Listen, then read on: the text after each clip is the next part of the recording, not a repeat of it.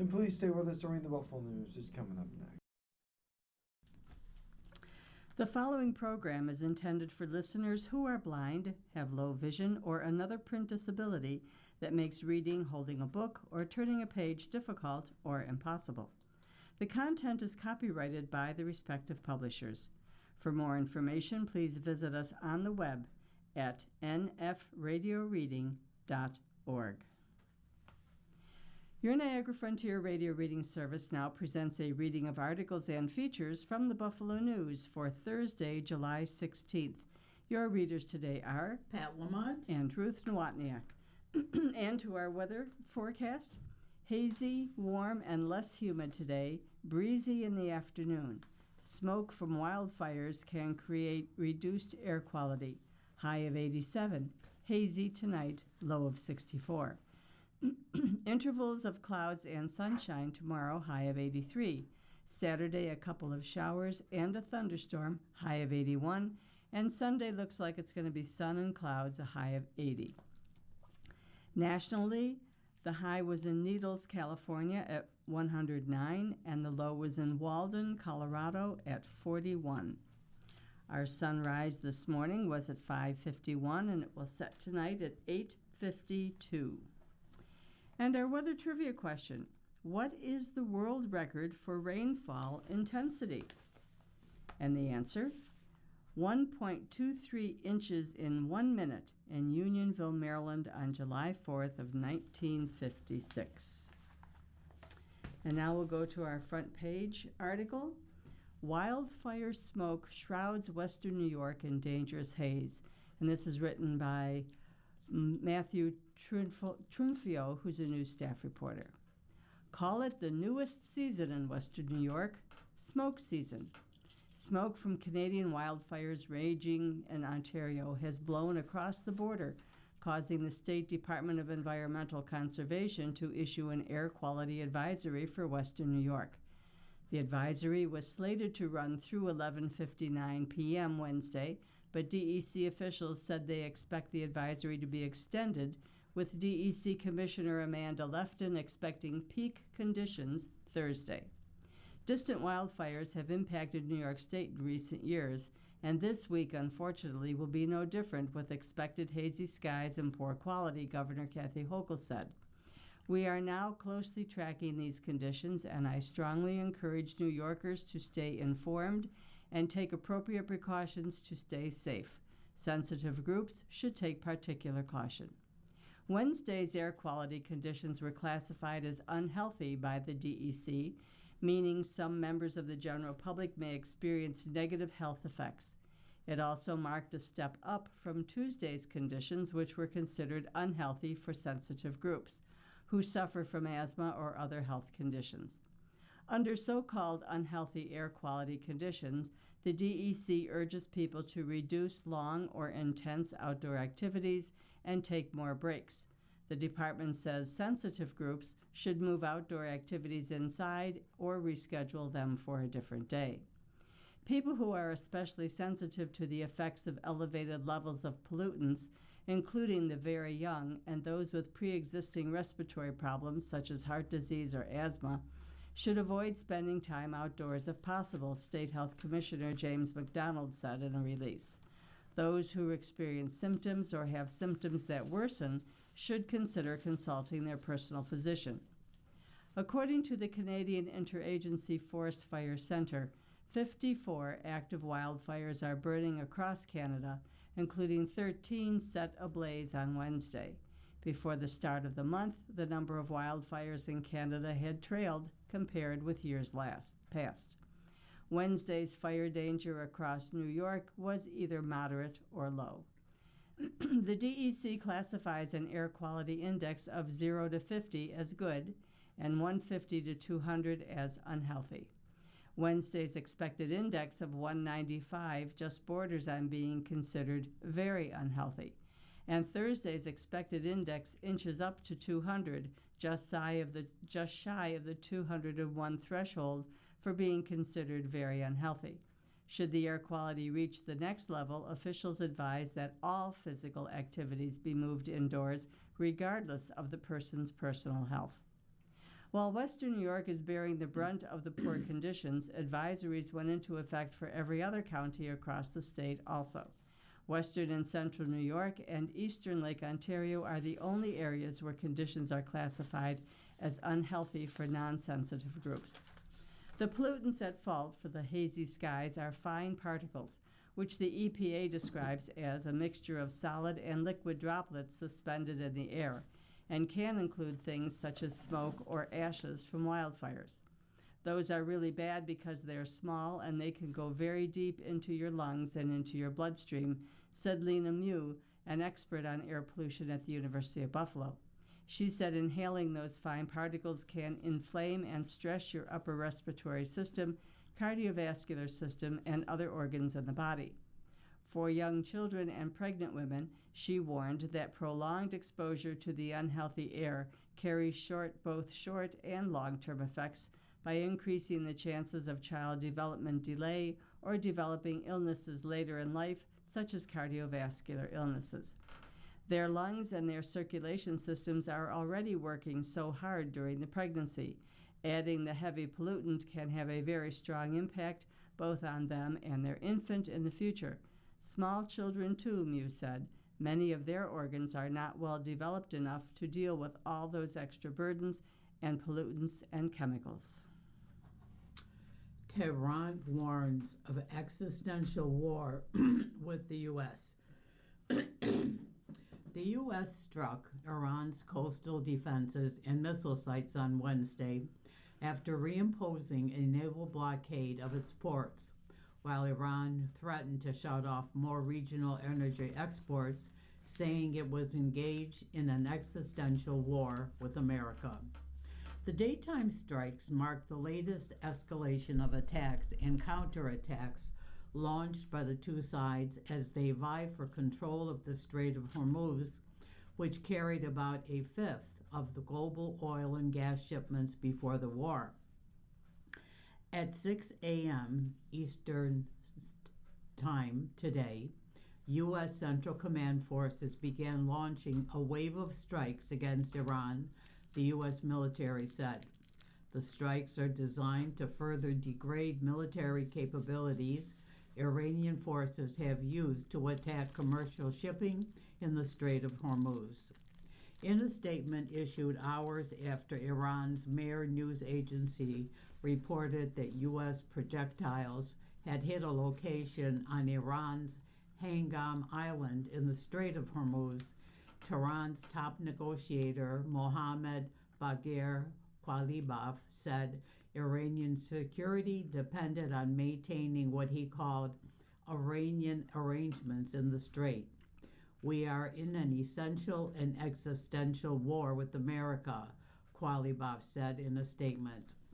U.S. Central Command said the military had attacked coastal defense systems and cruise missile shortage and launch sites on Iran's Greater Tumb Island and had completed the wave of strikes within around 90 minutes.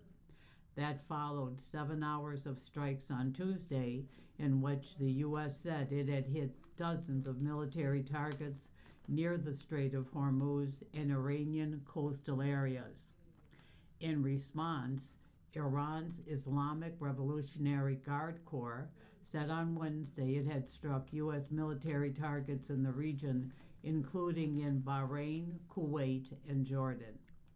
It also threatened on Wednesday to shut off more regional energy exports, saying the U.S. must brace for the closure of all other export corridors that benefit the U.S. and its allies. An interim ceasefire deal in the conflict signed last month was meant to lead to further negotiations, including on Iran's nuclear program and a permanent truce, but a return to talks has faltered. We have no plans for negotiations at the moment and are focused on defense, Tasnim news agency quoted Iranian Foreign Ministry spokesperson Esmail Baghai as saying. Qualifab, who is also Speaker of Iran's parliament, said that if Iran did not benefit from its memorandum of understanding with the U.S., We have no reason to adhere to such an understanding. Iran never welcomed war, but it must always be ready to fight and stand to the end to protect national security and Iranian interests, Qualifab said. He added Iran must also use the tools of diplomacy and negotiation, and choosing either negotiation or war as the sole course of action would be a strategic error. Hostilities have intensified since Iran said late on Saturday it had closed the Strait of Hormuz. The U.S. says Iran attacked several commercial ships over the last weekend, leaving nearly a dozen crew members killed, missing, or injured. President Trump on Tuesday threatened to hit Iranian power plants and bridges next week unless Tehran resumes negotiations. I'll save the energy targets for last, but ultimately will hit energy targets, Trump said. U.S. negotiators had been in touch with their Iranian counterparts to tell them, "You better make a deal," Trump added. The war, which began with U.S. and Israeli strikes against Iran on February 28th, triggered Iranian attacks on Gulf states that host U.S. bases and caused major disruption of global energy supplies, raising fears of a surge in inflation. Oil prices fell back on Wednesday after settling on Tuesday at a new one-month high.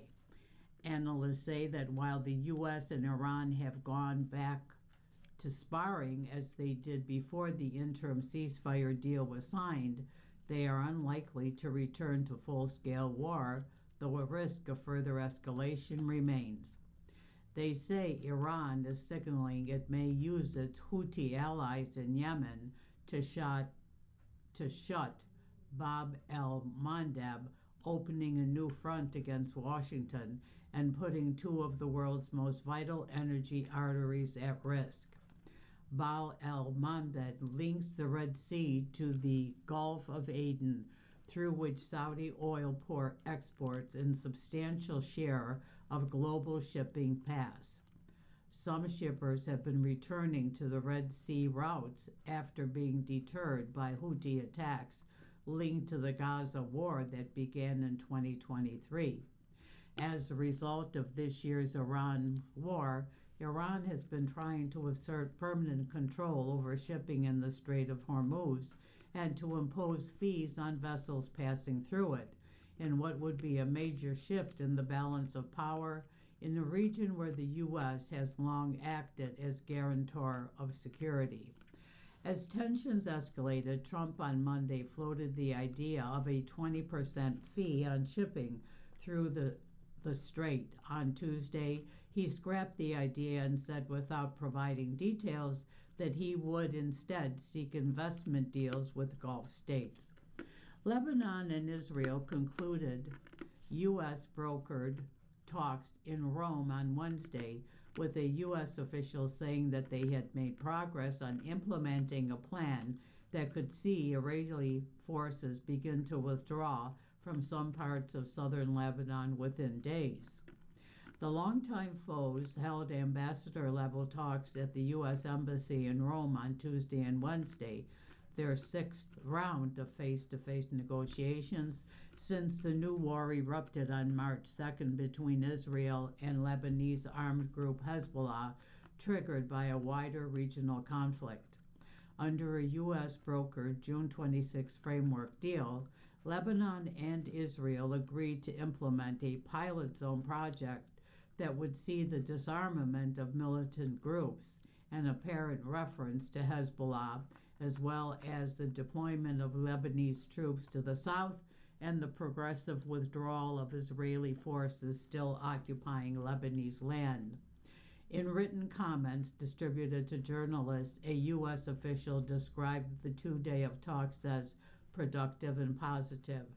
We agreed on the structure and guidelines for the pilot zone process to be finalized and implemented in the coming days. The officials said talks would move to a technical phase to implement the framework deal and reach a comprehensive agreement between Israel and Lebanon. There was no immediate comment from either Lebanon or Israel on the progress made in the talks. You're listening to a reading of today's Buffalo News on your Niagara Frontier Radio Reading Service. The time is 15 minutes past the hour, and we will move on to our editorial piece. Adults get an F. When grown-ups are fighting, children often wind up as collateral damage. That's what's happening to the students of Leonardo da Vinci High School, a Buffalo Schools top performer. As reported by the News' Ben Tujimoto, Buffalo Public Schools now intends to abandon its 4-year effort to move Da Vinci to SUNY Buffalo State University's Buckham Hall. Where does this leave Da Vinci students? The Buffalo School Board owes them an explanation and a new plan. This is a setback. A higher education partner is key to Da Vinci's identity as a college preparatory high school, where students are able to take college courses. For more than 3 decades, the school has had a partnership with DeUval University, which housed Da Vinci on Porter Avenue. But that partnership ended by mutual agreement with the 2022-23 school year, when DeUval changed its focus to the health professions, while Da Vinci's mission is more arts-related. It's important to note that Da Vinci, which enrolls about 375 students in 9th through 12th grade, achieved a 100% graduation rate in 2 of the last 4 years, and was previously honored by the Department of Education as a National Blue Ribbon School.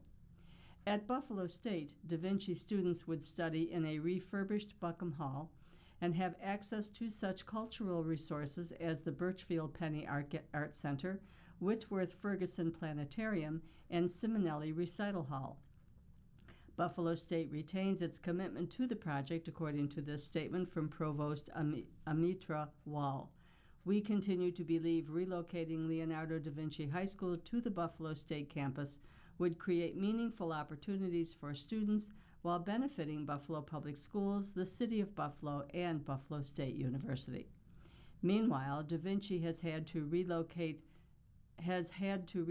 to a temporary swing school, the former School 8 on East Utica Street, where it is not connected to a college campus and lacks even such expected amenities as a library, auditorium, and full-size gym.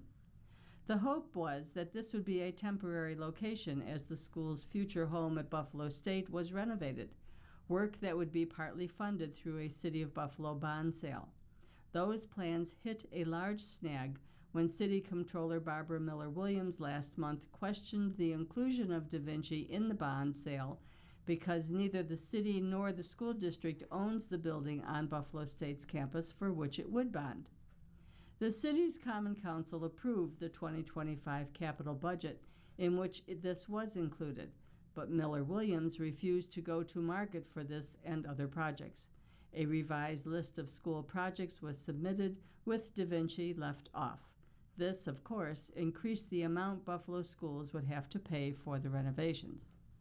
Meanwhile, legislation had already been passed in 2023 by then State Senator Sean Ryan and then Assemblymember Jonathan Riviera, making it possible for Buffalo schools to sublease Buckham Hall from Buffalo State and receive state aid for the renovations. At least these adults did their part.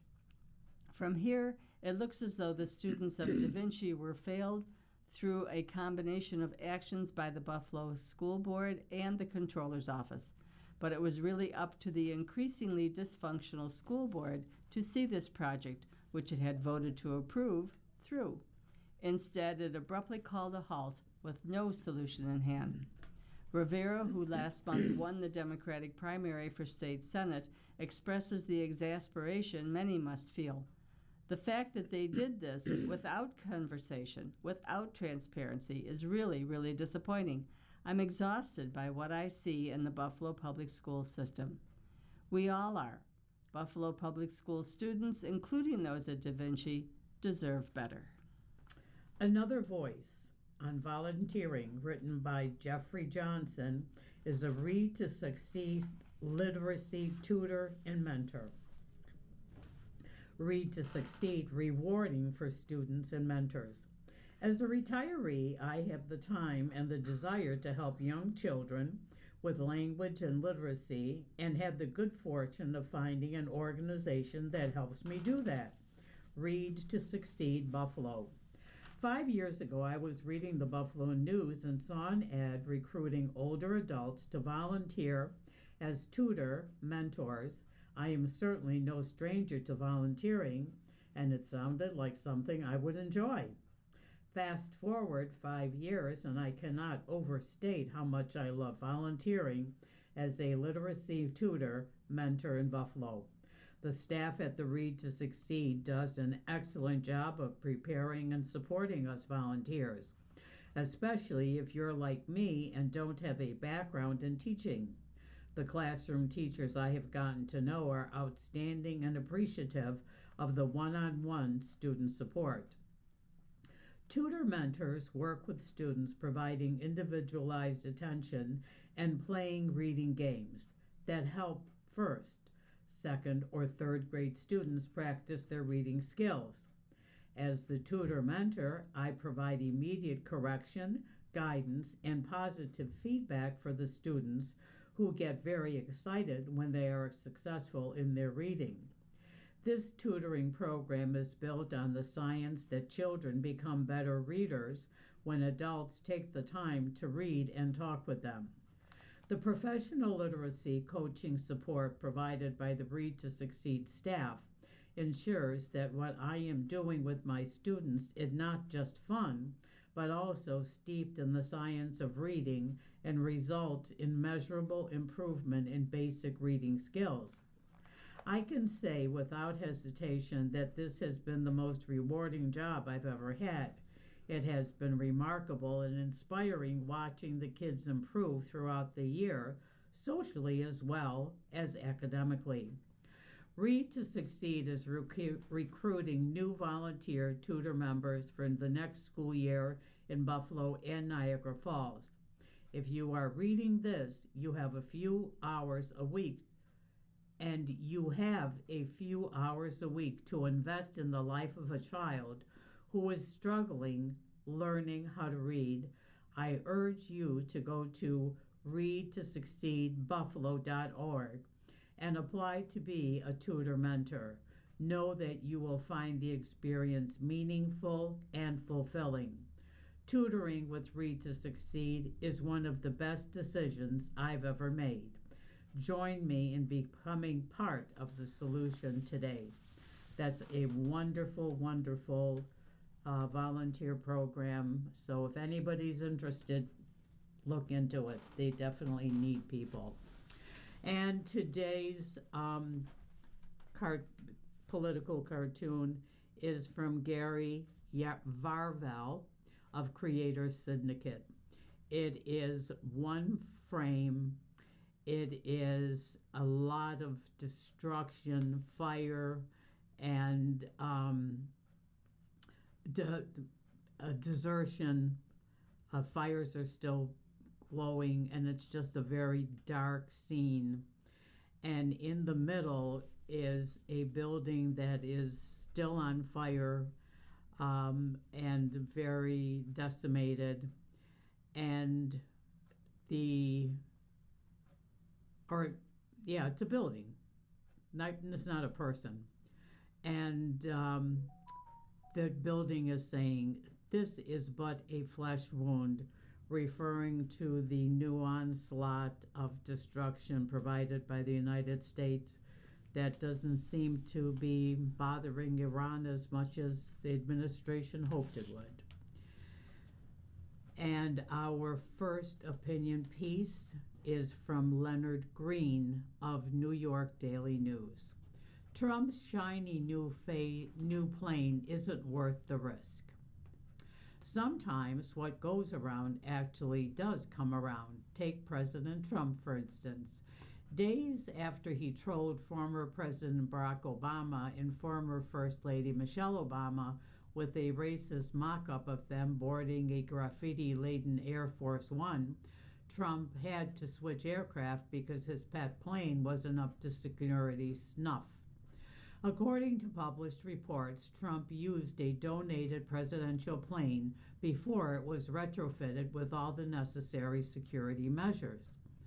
By doing so, he put not only himself and his office at risk, but he gambled with the lives of his crew, his cabinet, his staff, and the reporters who rode on the plane to cover him.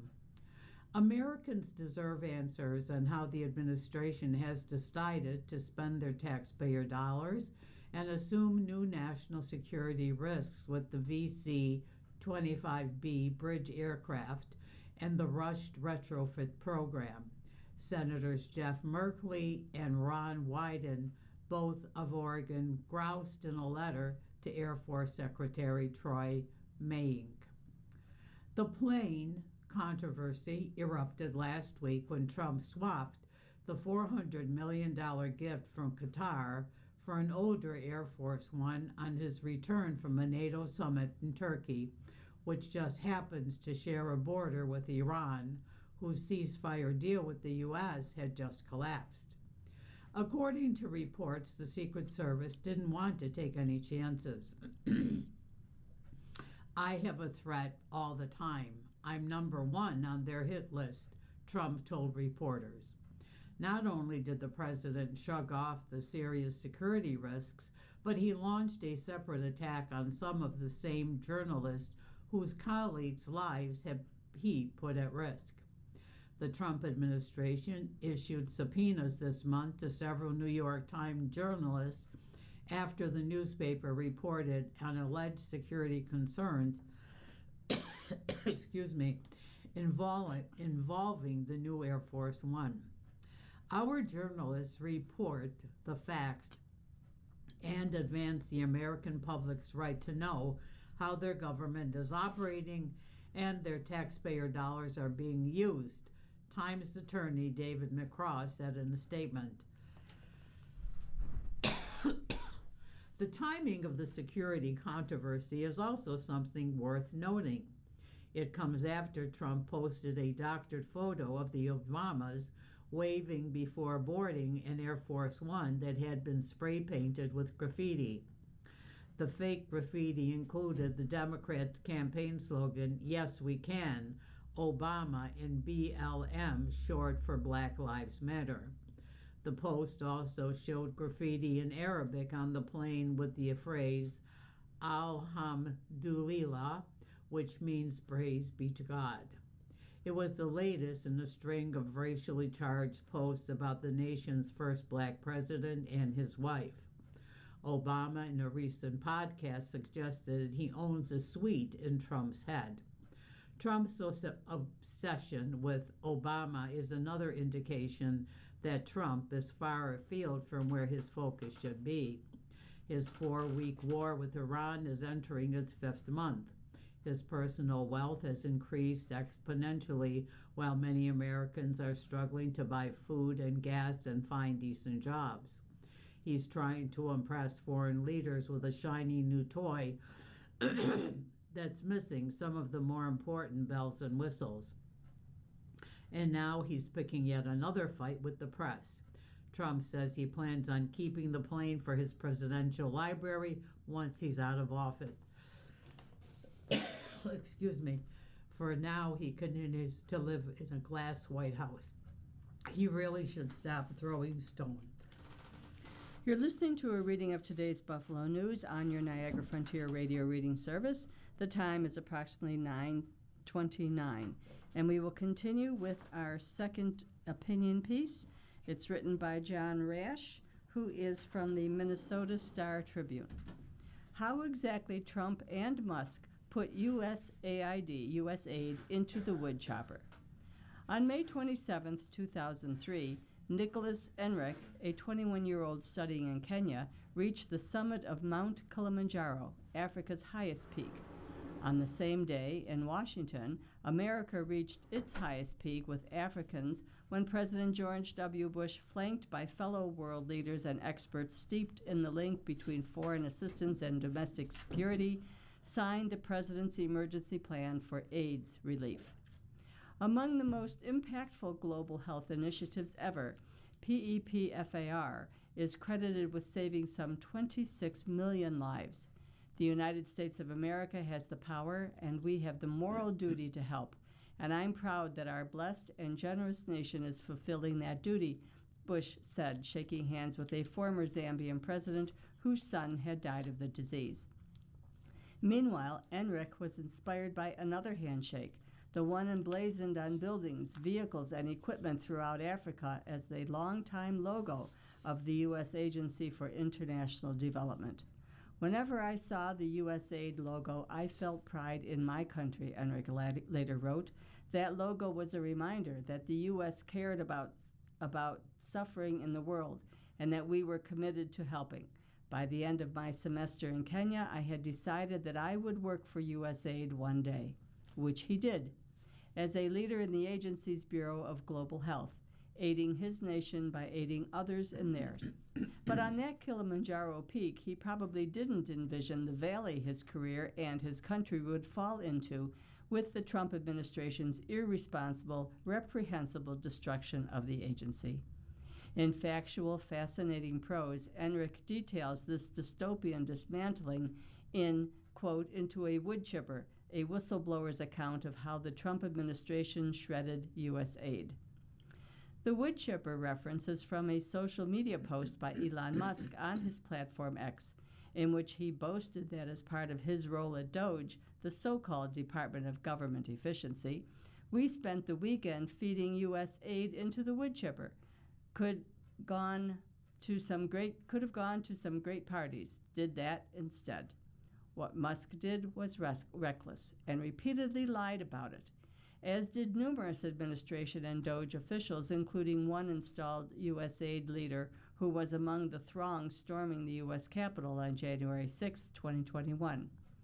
Some eventually admitted that they had no knowledge of USAID's impact across continents and, by extension, America, due to the diplomatic benefits of America's making good on its handshake. One tasked with putting the agency into the wood chipper told Enric's team, "Wow, there really is so much that USAID does that we never knew." Another said, "As a Republican, when I think of what USAID does in global health, I assumed that it was just, abortions." In actuality, we spend a ton of money and do a ton of compliance to ensure that absolutely zero foreign assistance dollars go to the promotion or provision of abortion, Enric said in an interview. Perhaps it's understandable that Enric responded in the present tense, since he and his colleagues are still so committed to their calling despite having lost their jobs. In parentheses, it says, "We want to put them, the bureaucrats, in trauma." Incoming Office of Management and Budget Director Russell Voigt said at the advent of Trump 2.0. And the hazard handling of lives and livelihoods was in fact traumatic, with many let go and brought back with little to no notice, jolting not just them, but jeopardizing millions whom they helped. This treatment came despite Enric and his colleagues approaching the change administration with characteristic nonpartisan professionalism, only to have Musk post vile lies about USAID, including ones that stated that USAID is evil and that USAID was a viper's nest of radical left-wing Marxists who hate America. In some sense, Enric's book offers an equivalent alarm. In fact, he said, one of the three main reasons he wrote it was that he wanted it to be a warning to folks to see how one of America's best ideas, an agency that had broad bipartisan support for 6 decades and had saved 92 million lives over the last 20 years, and all of these wonderful things it had done, was torn apart by a bunch of sycophants who really knew nothing about what the agency did in a matter of weeks, when nobody stands up and says something. Enric stood up and said something. "It's a recantation of facts," he said of his detailed, documented book that will ensure as a testament to the administration's ideological and often idiotic institutional wreckage. "I felt like there was so much more of the story, and part of it was I wanted to name names. A year later, a lot of the people who are responsible for the illegal destruction of the agency and the damage it's caused around the world are still sitting in very high levels of government. including Secretary of State Marco Rubio among the many who mischaracterized what was happening. The third reason for writing, Enrich said, was a call to action.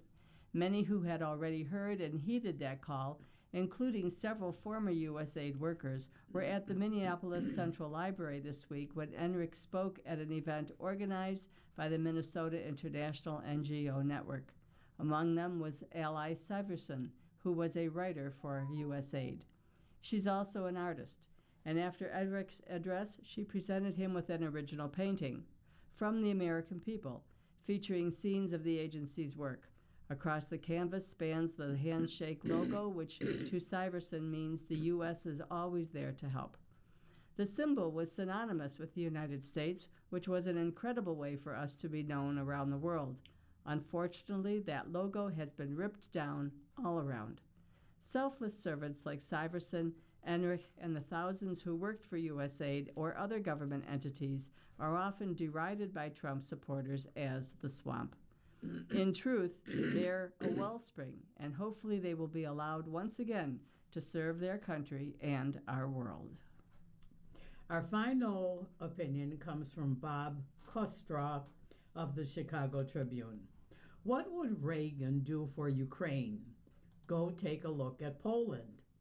If we want to consider what's possible for Ukraine, the people of Poland are living proof. They gained freedom from communist rule at the end of the Cold War, with President Ronald Reagan playing what he called a supporting role in bringing down the Soviet Union.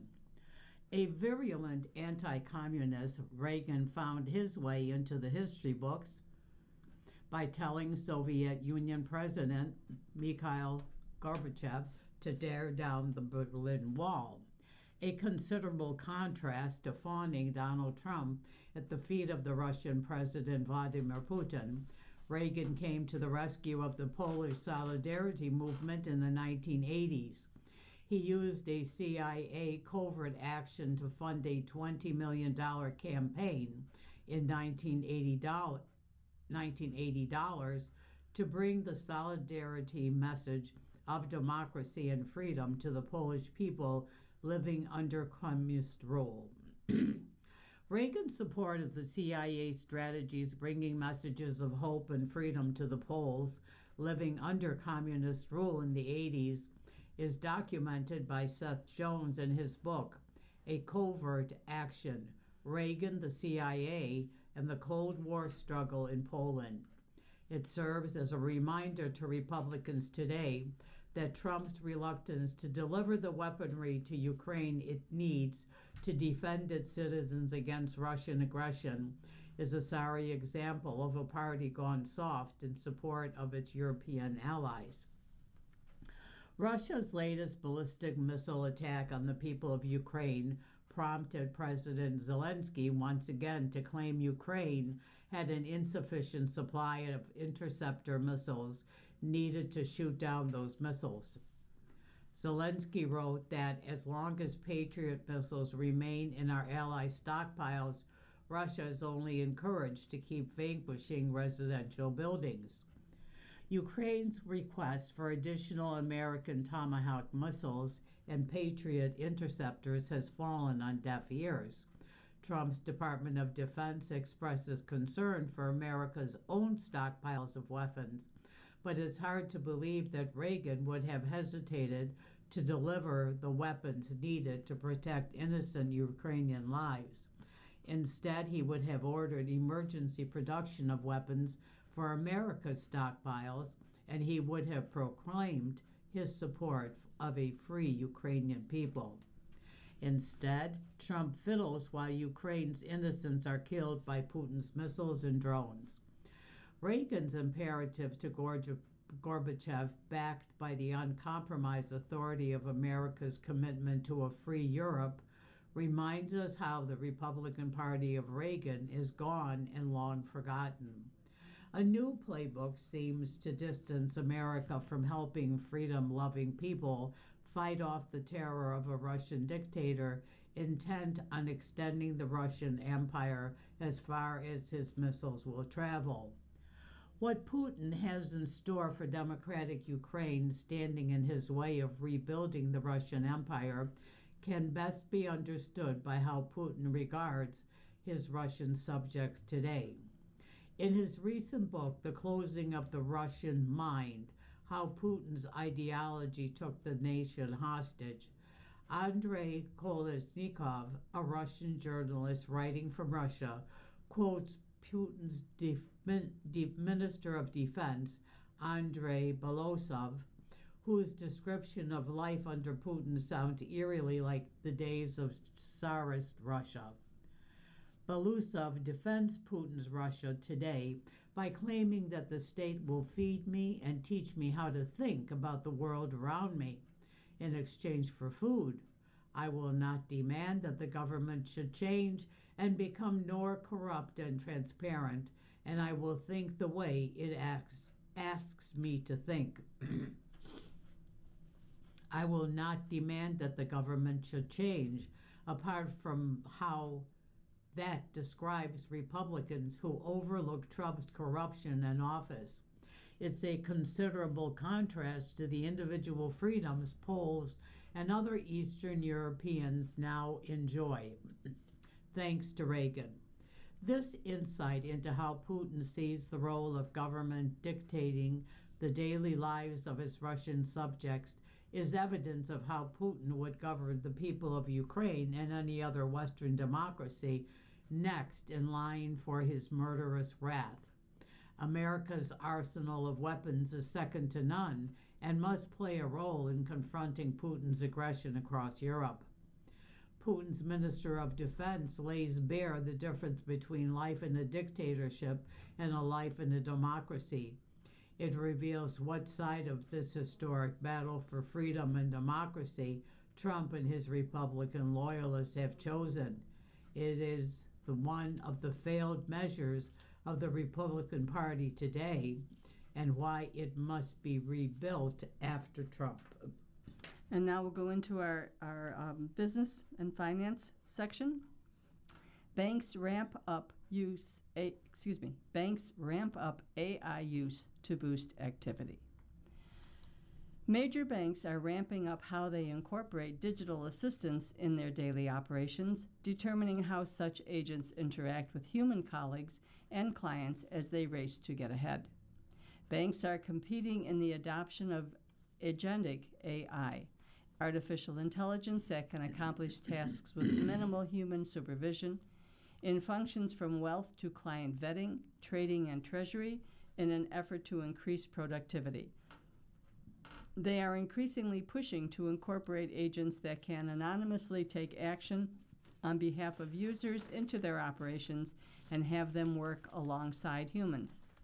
We are working with banks in particular on agents and human employees to help the banks look at all the roles end to end and then determine which ones are hybrid roles, which ones are agentic employees, which ones are only human employees, said Peter Tarrant, U.S. sector leader for banking at KPMG. A June KPMG survey showed that 51% of banks were piloting AI agents. Large banks are embedding or planning the use of agentic AI on daily work in a multitude of functions. Corin Maranka, head of artificial intelligence for wealth management at Morgan Stanley, said the bank will start testing digital assistants later this summer that will interact with clients at any time of the day.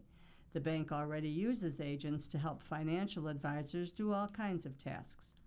We are now preparing these agents to start pushing reminders or recommendations to the financial advisors regarding their agents, he said. Such assistants can analyze investments, suggest strategies, and assist in building portfolios.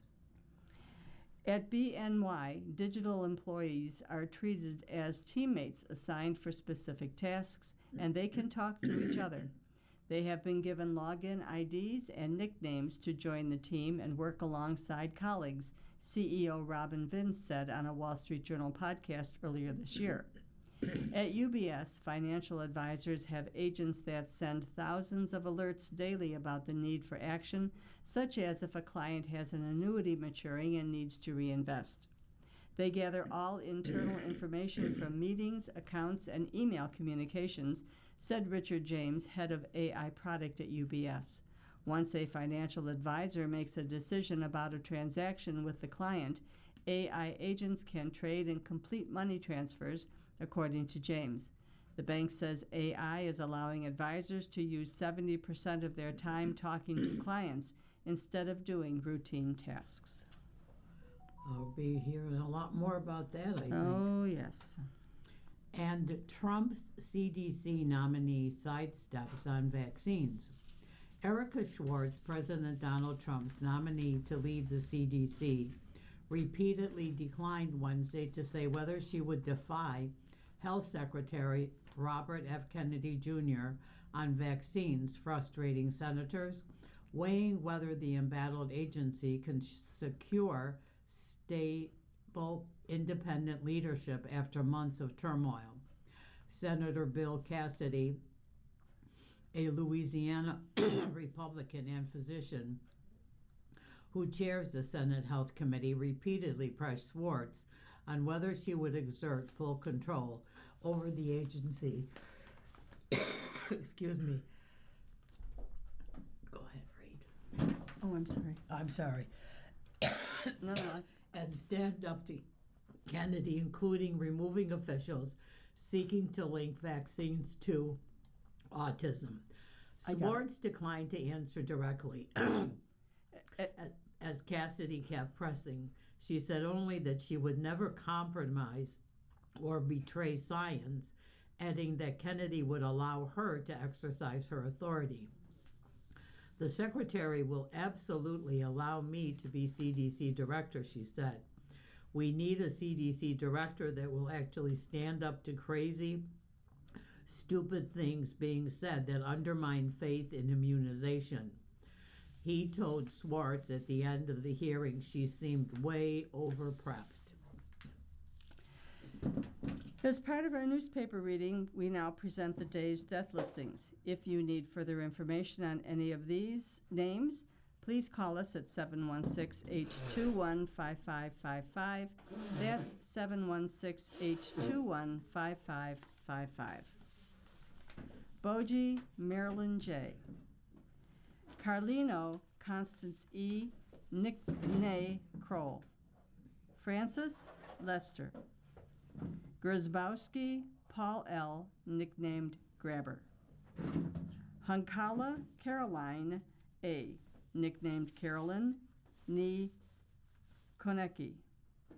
Page Gwendolyn L., nicknamed Lynn, Nee Miller. Randazzo Claire M., nicknamed Tootsie, Nee Nasca. Taylor Michelle. Walker Beatrice Nee Melson. Also, nationally, Scott Bryce, the actor best known for originating the role of Craig Montgomery on the soap opera As the World Turns, has died. He was 68.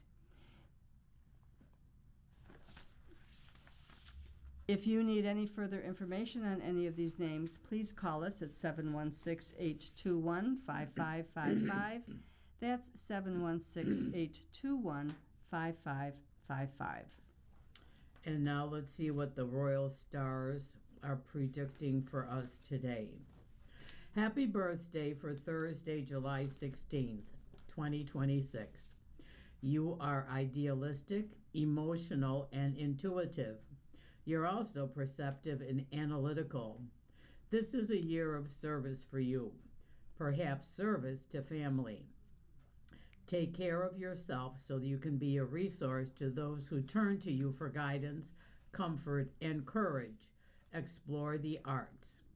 Now remember, each day is giving a star, and the number of stars identifies what kind of day you're going to have. 5 stars dynamic, 4 positive, 3 average, 2 so-so, 1 difficult. Aries, you're having a 4-star day. It's a playful day. Enjoy socializing with others, especially romantic outings, sports, and fun activities with children. Tonight, get organized. Taurus, a 3-star day. Home, family, and your private life are your priorities today. Restrict spending to food and gas because of the moon alert. Tonight, socialize. Gemini, a 4-star day.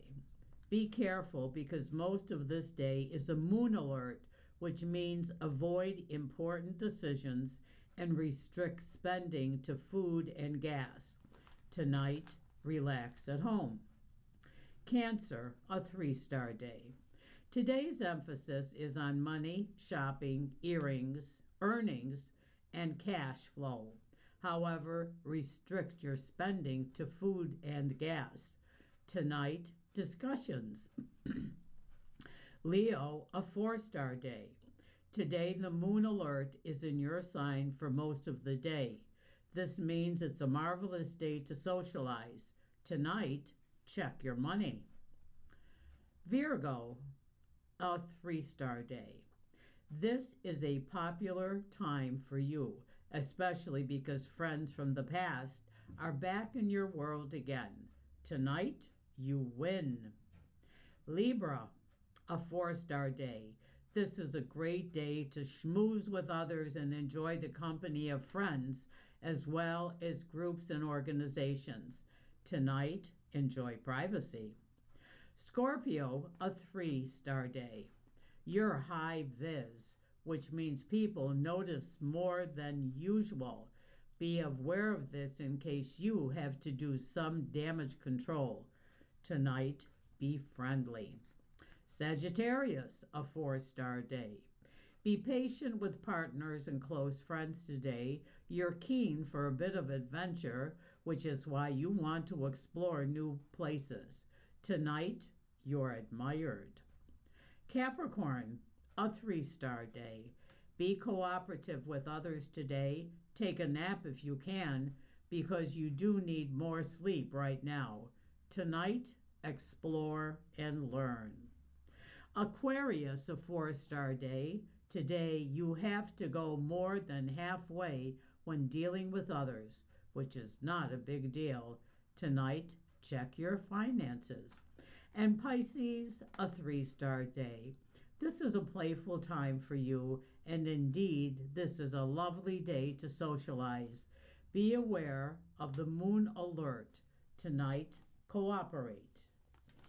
And today in history, on Thursday, July 16th of 1790, the Potomac River site that became Washington, D.C. was established to serve as the nation's permanent capital by President George Washington and Congress as Washington signed the Residence Act. In 1935, the world's first parking meter was installed in Oklahoma City. In 1969, the world watched as Apollo 11, NASA's first mission to set astronauts on the moon, was launched from the Kennedy Space Center on Merritt Island, Florida. And in 1995, Amazon opened for business to the public as an online bookseller. Boy, they've come a long way from that. Yeah. And from our political notebook, Trump slams New York over data centers. President Trump criticized New York's decision to halt construction of a large new data centers on Wednesday, saying the one-year moratorium would drive jobs and tax revenue to other states. New York State has made a terrible decision, Trump wrote on Truth Social, calling data centers money machines and liquid gold for the states that build them. He said companies seeking to build them would be courted by other states, including Arizona, Florida, Texas, and Alabama. Trump also warned that the moratorium risks ceding ground on artificial intelligence to China and other countries, and he urged New York to change course. New York on Tuesday became the first U.S. state to impose such a moratorium, which applies to data centers that use 50 megawatts or more of power to operate. New York Governor Kathy Hochul said the facilities threaten to raise utility bills and deplete natural resources. The moratorium positions New York at the forefront of a growing national debate over how to manage the infrastructure needed to support AI. And also from the District of Columbia, House okays permanent daylight savings time. The House of Representatives voted Tuesday to pass a bill making daylight savings time permanent and ending the twice-year practice of changing clocks that has been observed across most of the United States since the 1960s. The 308 to 117 vote sends the bill to the Senate. If enacted, clocks will no longer return to standard time in November, though states could opt out of the year-round daylight saving time if they do not observe it currently or voted to adopt permanent standard time before the law was changed. The bill faces opposition from Senator Tom Cotton from Arkansas and others. Cotton has argued that permanent daylight saving time would result in very late winter sunrises and force children in many parts of the country to go to school in darkness. The U.S. used year-round daylight saving time during World War II and again in 1974 to reduce energy use, but it proved deeply unpopular, and Congress repealed it later that year. Also, the president from the District of Columbia, ICE won't end vehicle stops. President Trump on Wednesday said federal immigration agents won't end vehicle stops one day after officials announced a temporary pause in such stops after agents fatally shot 2 men in Texas and Maine. We must be strong, tough, and smart, and we cannot give up one of ICE's most important and effective crime-fighting tools, the traffic stop, Trump wrote on a social media post. On Tuesday, Trump administration officials said the Immigration and Customs Enforcement Agency had ordered its officers to suspend most vehicle stops around the country after 2 men were shot and killed by ICE agents during such stops 6 days apart. The shooting sparked protests in Maine, Houston, and Boston, and raised questions over ICE agents' lack of body cameras. You're listening to a reading of articles from the Buffalo News for Thursday, July 16th, on your Niagara Frontier Radio Reading Service. We'll return for more readings after this short break. Your readers today are Pat Lamont and Ruth Nowotniak. Hello, listeners.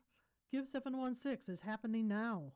It's an online fundraiser sponsored by the Buffalo Bills and Buffalo Sabres Foundations with dozens of prizes and matching grants available to make your donation to Niagara Frontier Radio Reading Service go farther. You'll find a complete list on our Facebook page, but here's what I suggest. Mark your calendar for Thursday, July 16th from 8 p.m. to 11:59 p.m. If you make any size donation to radio reading on Thursday, July 16th from 8 p.m. to 11:59 p.m., we'll automatically enter you in a drawing for a pair of Buffalo Bison's tickets, redeemable for a Tuesday through Thursday home game before August 31st. If you donate $50 or more, you'll also receive your choice of a Buffalo Bills, Sabres, or Bandits pendant and a chance to win an even grander golden ticket one-of-a-kind experience from the Bills and Sabres, like tickets, private tours, and autographed team merchandise. You can go to give716.org anytime before July 17th to make a donation to Radio Reading. Make a donation on Thursday, July 16th from 8 p.m. to 11:59 p.m. to win the extra prizes. That's give716.org. Search for your Niagara Frontier Radio Reading Service and make a very important donation supporting our future.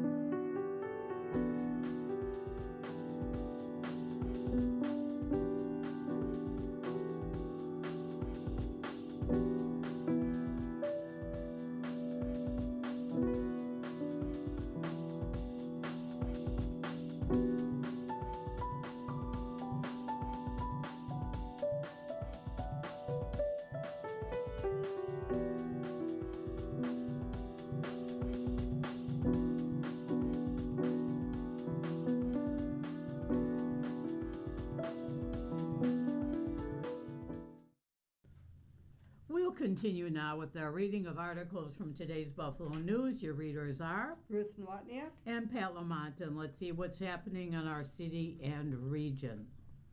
EPA pushes back on criticism of response to false radiation.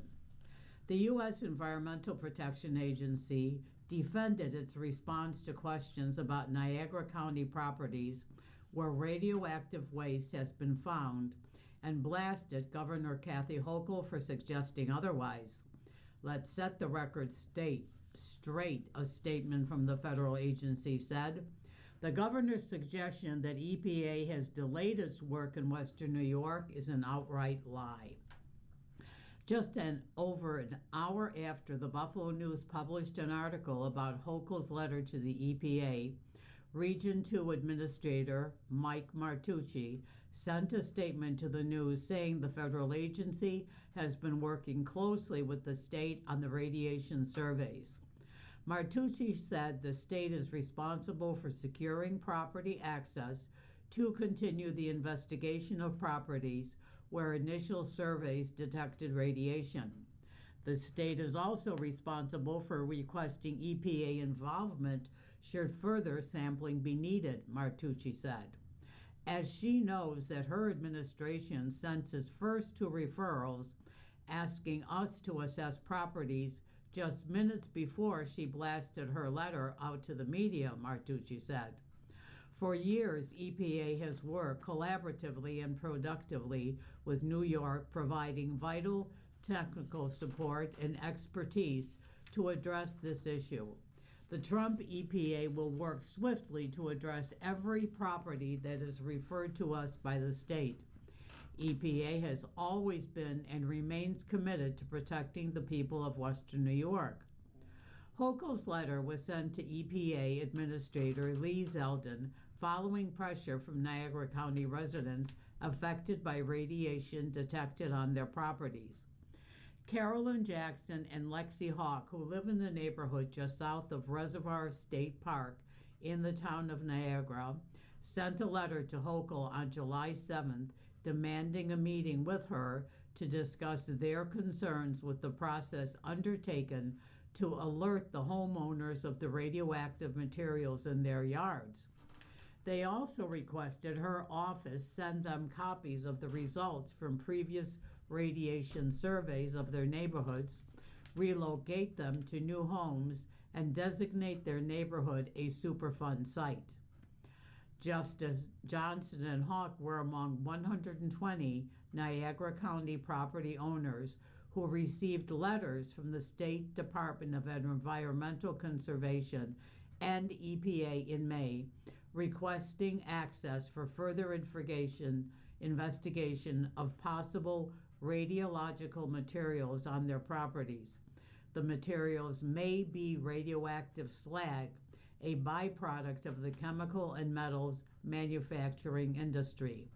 The materials were found after an aerial survey beginning in October of 2023 and a vehicle-based survey that began last year were conducted in Erie and Niagara counties. In her Tuesday letter to the EPA, Hochul pushed the EPA to urgently expedite the analysis of the aerial and roadway surveys and move quickly to initiate any additional testing and cleanup activities required to ensure the long-term health of residents. And immigration woes force cancellation of Zoomagination. This article is written by Justin Sondal, a news staff reporter. The Buffalo Zoo has canceled its Zoomagination Lantern Festival this year after the event partner ran into immigration issues. Members of Tianu Arts and Culture, which has put on the popular lighted lantern show at the zoo each summer since 2022, have traveled from China to construct the lanterns. Unfortunately, Tianu's visa applications for their artisans were denied, and they are unable to install the Zoomagination lanterns within the necessary time frame, according to a news release from the zoo. Despite attempts to explore potential contingency plans alongside Tianu A solution could not be found that would fit Zoomagination's timeline, according to the release. The event has been attended by tens of thousands of people each year. Adam Gorski, the communications coordinator for the Buffalo Zoo, said the talent of the artisans and the unique nature of the event have been a huge draw in recent years. You walk around the zoo at night, the lights are so dazzling, and the lanterns themselves are so huge, Gorski said. They're just a spectacle, and I think that's reflected in how many people love it and how many people love to come visit. Gorski said he was not aware of the reason the artists' visa applications were denied, but said that it was a disappointment to have to cancel. He said details are still being worked out and that he cannot say when or whether the event will return. However, he did say bringing Zoomagination back in future years is something the zoo is pursuing. It's something that we definitely want to look into again in the future, and we're hopeful we can bring it back, he said. The zoo is finalizing details for a new autumn-themed evening event on select Saturdays in September and October, with details set to be released soon. The zoo will hold its other scheduled events and promotions, including the ongoing Destination Dinosaur display, which runs through October, and its 7/16-day promotion, with $7.16 off general admission happening July 16th, followed by the Art Gone Wild event and art auction. There'll be live art activities, live art demonstrations, Gorski said. All the proceeds will go towards supporting the zoo and supporting our conservation mission. And pets, the cost of companionship. Pet adoption is slowing, and money is a big reason why. Olivia Sablan would do anything for her 3-year-old golden retriever, Lemon, including cutting other parts of her budget if needed. She's my whole world, said Sablan, 27, who is a postdoctoral student in Seattle studying atmospheric science. Sablan rescued and adopted Lemon when the pup was 10 months old. But pets aren't cheap. Pet ownership is increasingly becoming more expensive, a recent Bank of America Institute analysis finds. As costs include veterinary care go up, there has been a pullback on pet adoption rates and pet ownership, which may signal that affordability is playing a larger role among animal lovers. The U.S. pet market is steadily growing, though at a slower pace, with 95 million households owning a pet, or about 71% of Americans. Spending for pets hit $158 billion in 2025, according to National Pet Owners Survey by the American Pet Products Association, cited in the Bank of America analysis. Dog ownership is ahead of other pets at 68%, according to a survey from Civic Science. Cats were the second most popular pet at 46%, while ownership of fish, birds, and small mammals is less common. Pet ownership is strong, but as is the case for many other facets of people's budgets, the cost of caring for pets is rising. Affordability constraints are increasingly shaping whether consumers are adding a pet to their household or how they shop for that pet. Bank of America Global Research found that pet adoption slowed in the first half of 2025, with dog adoptions declining modestly year over year and cat adoptions staying stable. Bank of America data show that the share of households with pets declined over the past 2 years, with the sharpest drop nearly 0.7% between 2025 and 26 among lower income households. Spending on pet goods and services is increasing. Spending at pet stores was up 1% over last year, according to Bank of America data, while the biggest increase for pets came in veterinary care. Spending at veterinary services rose nearly 6% year over year, according to the data. Some of that increase, according to Bank of America research, is consolidation of veterinary services to private equity firms, which it said can erode competition and increase prices. But spending on pets differed among income groups. Spending in pet stores for lower income millennials dropped a little more than 2% compared to a 1% increase for higher income millennials. For Gen X shoppers, there was an approximately 0.6% drop compared to an approximate 1.8% increase for higher income Gen Xers. Bowley said millennials and Gen Xers may be the crosswinds of caring for children, aging parents, and pets, which can all put a strain on already tight budgets. Where you live also affects pet care costs. The Bank of America put Seattle on top of the list for high pet spending. Average monthly spending in Seattle in the first 4 months of 2026 was nearly 23% above U.S. monthly average.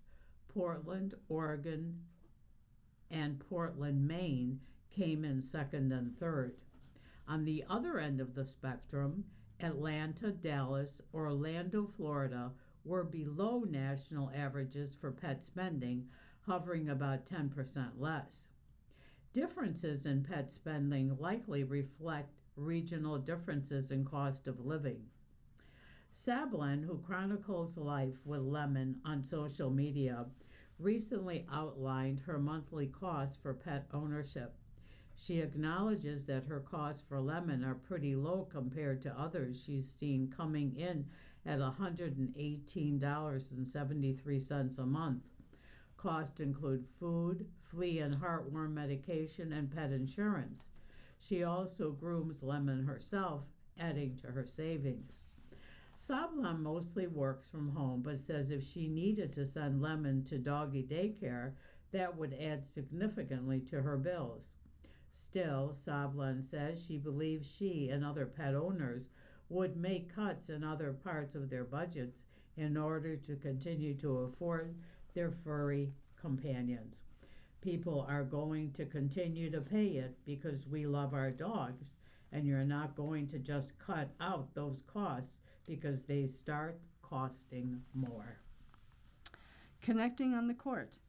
Local law enforcement partnered with the NFTA for Children Overcoming Police Stereotypes Through Sports, a free youth basketball camp at Buffalo Academy of Science Charter School on Tuesday. Special guests included Toronto Raptors guard Jamal Shred and Officer Mo Badger, one of Buffalo's singing cops. The camp's goal is to foster positive relationships between young people and police officers. Lewiston Restaurant had idealistic start, but reality soon set in. Fairbanks started as a restaurant of ideals. The kitchen talent was top tier and paid well. The ingredients were as local as possible. Microgreens grew on the open kitchen counter. The menu reflected larger culinary trends. Makona almonds in the snap peas, lush rolls served in the cast iron skillet, paired with herbaceous butter.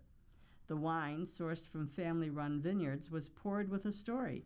The chairs, crafted from wood by a local artisan. The pottery, handmade by a local ceramist. Most of all, Fairbanks reunited the Lewiston community with its crown jewel, a 200-year-old stone hotel called Frontier House on Center Street, the village's heavily traveled main drag. Frontier House has been vacant for 20 years. Fairbanks brought it back to life. It just couldn't survive, becoming a casualty of circumstance in an industry where even the best laid plans sometimes don't pan out. Fairbanks opened last summer. Restaurateurs Jake Strouser and Daniel Hagan, who also own Allentown's Billy Club, spent $1 million in 2 years building Fairbanks on Frontier House's first floor. By spring, it was closed. The restaurant ran out of money and its ideals crumbled. Employees learned through an email sent by Strouser about the closure just a few minutes before the public found out on social media. Several employees were not paid for their last 2 weeks of work. 3 months after the restaurant closed, they still haven't been paid. You are listening to a reading of today's Buffalo News on the Niagara Frontier Radio Reading Service. The time is 15 minutes after the hour, and we will move on to sports. Sabres will open the season at Columbus. The Buffalo Sabres will open their season against the Columbus Blue Jackets, an opponent that's particularly familiar to a handful of its front office staff members. The NHL announced season opening games for its 32 teams Wednesday morning, and the Sabres will open the 26-27 season at 7 p.m. October 1 at Columbus. 2 nights later, the Sabres will host the Chicago Blackhawks in their home opener at 7 p.m. at KeyBank Center. The NHL will announce its full schedule at 1 p.m. Thursday, and this will be the first season the NHL moves from an 82-game schedule to an 84-game schedule for each team. The Sabre Blue Jackets matchup at Nationwide Arena is notable in that Sabres general manager Jarmo Kekalainen held the same position with the Blue Jackets from 2013 through 2024. The Sabres also announced the hire of former Blue Jackets president and president of hockey operations John Davidson as a senior advisor on Monday, and Josh Flynn, an assistant general manager with the Sabres, worked in the Blue Jackets front office from 2008 to 2025. The October 1 opener at Columbus is the first time since October 2019 that the Sabres opened the season on the road in an NHL city. The Sabres won 3-1 on October 3, 2019 in their season opener at Pittsburgh. They opened the 24-25 season in Prague, Chechnya, with a loss to the New Jersey Devils. It will be a quick return to Western New York for defenseman Bowen Byram and left wing Jordan Greenway when the Sabres host the Blackhawks on October 3rd. The Sabres traded Byram and Greenway to the Blackhawks in June for defenseman Louis Crevier and a pair of picks in this year's NHL draft, including the number 4 pick, which the Sabres used to select defenseman Daxon Rudolph from Prince Albert of the Western Hockey League. However, the Sabres won't face Blackhawks center Connor Bedard in their home opener. The Blackhawks announced July 8 that Bedard, the number 1 pick in the 2023 NHL draft, will miss at least the first month of the season after he underwent surgery on his left shoulder following an injury he sustained during the off-season training earlier this month in British Columbia. The NHL opens its season on September 29th with the Carolina Hurricanes. The Stanley Cup champions host the Florida Panthers at 5 p.m. at Lenovo Center in Raleigh, North Carolina. The Toronto Maple Leafs host the Montreal Canadiens 7 p.m. at Scotiabank Arena. The Boston Bruins host the New York Rangers at 8 p.m. at the Garden. Edmonton Oilers host the Vancouver Canucks at 10 p.m. at Rogers Place. And the Blackhawks face the Vegas Golden Knights at 10:30 at T-Mobile Arena in Vegas.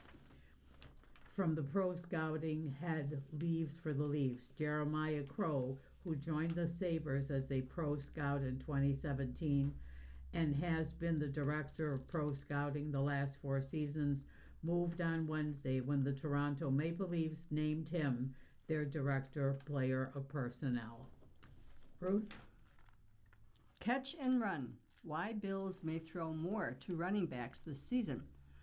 This is our Lance Lasowski article from the news staff reporters. You weren't alone if you winced each time the Buffalo Bills threw a screen pass during the 25 season. A quick throw to a wide receiver on the perimeter is a staple in Joe Brady's playbook. Though some were unsuccessful, especially during key moments in games, Brady contends that you cannot measure the impact those throws can have during a game.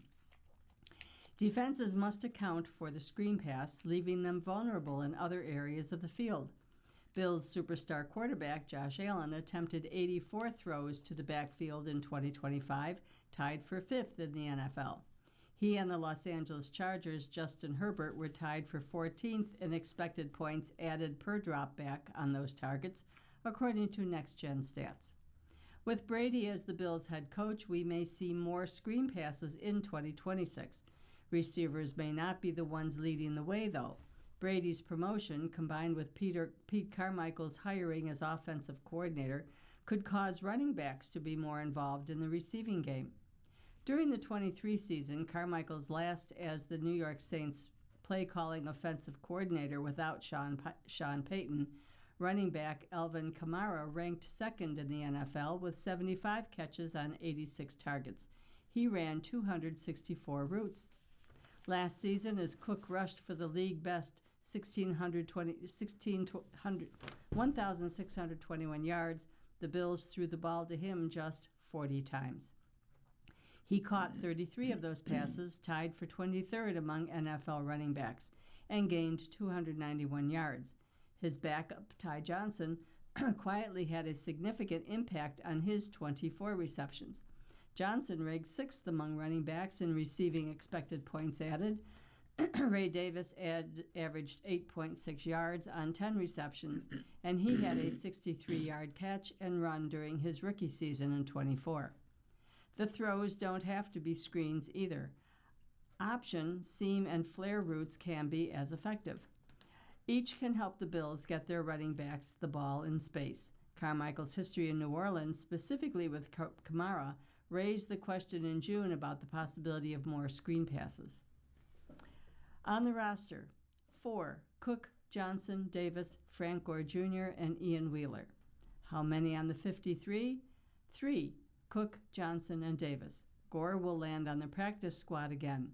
Wheeler will impress in preseason games, but he will find work on a different team's practice squad. Most impactful offseason move. The notable addition was at a different position. DJ Moore has averaged at least 13 yards per reception in all but 2 of his 8 NFL seasons. His resume includes 4 seasons of at least 1,000 receiving yards, and his ability as a deep threat should prevent defenses from stacking the box to try to stop Cook. It may take a few connections between Allen and Moore for the Bills to see the effect, but his arrival has the potential to make them less predictable and more dangerous. Biggest question to answer in camp. The only notable question to answer is whether the group can stay healthy through camp. We aren't going to know whether Cook's usage will drop or if Carmichael's hiring as an offensive coordinator will lead to more work in the passing game for the 3 backs. Those questions will be answered at some point in the regular season. The roster competition has been largely decided because Wheeler was the only one added by the Bills this offseason. The key is for the Bills to keep Cook, Johnson, and Davis healthy. The battle to watch. Our only option is Johnson versus Davis. Allen has referred to Johnson as one of the best third down backs in the NFL. He's an excellent pass protector and receiver, plus he is 1 year removed from averaging 5.2 yards on 41 carries. Davis is one with 3 down potential, though. He was an all-pro kickoff returner during his second NFL season, but he did not make much of an impact as a rusher. Excluding a Week 18 matchup with the putrid Jets, Davis averaged just 3.4 yards on 37 carries during the regular season. He did not have a strong training camp, allowing Johnson to pass him on the depth chart. Davis has the ability. He rushed for 442 yards on 113 carries as a rookie. It is time for him to prove that he should be part of the Bills' backfield beyond 2026. Under the radar player, Gore has to be the choice. The son of a Hall of Famer and former Bill, Gore has impressed in preseason action, yet he has never carried the ball during a regular season game, although he had one catch for 6 yards during the Bills' wild card game against the Jaguars in January. Surprisingly, Gore has stuck on the Bills' practice squad. He must be sticking around for a reason, right? Gore knows Brady's offense. There are flashes of potential each time the media has gotten to watch Gore in a full practice. He is not a big back. He is not the fastest either, but he's elusive. If there's an injury or two, Gore could finally get some run. His presence factored into the Bills' decision not to draft a running back in 2025.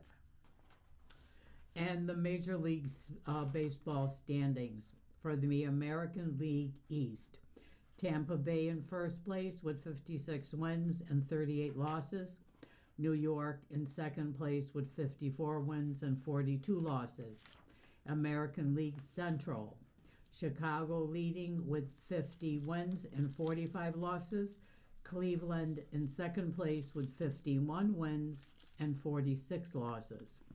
In the West American League, Texas in the lead with 49 wins and 47 losses, and Seattle is in second place with 48 wins and 49 losses.